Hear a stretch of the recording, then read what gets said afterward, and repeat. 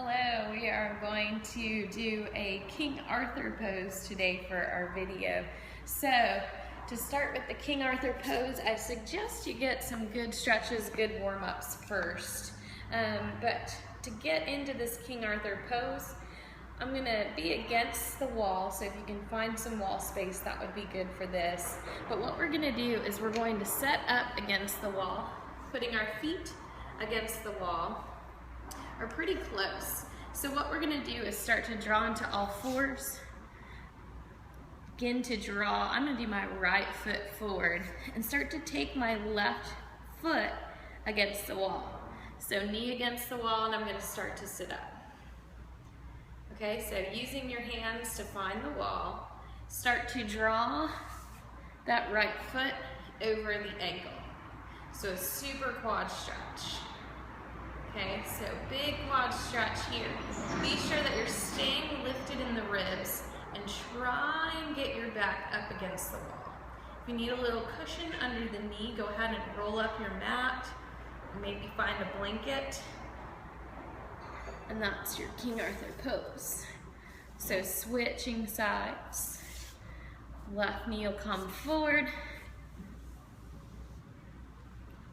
Left knee is over the left ankle, and start to sit up.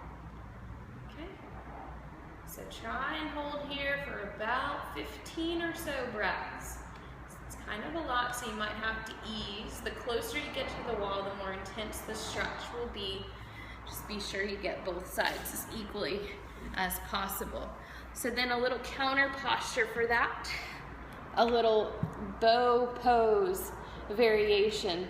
So I'm going to take my left forearm, rest my head there, and start off with a quad stretch.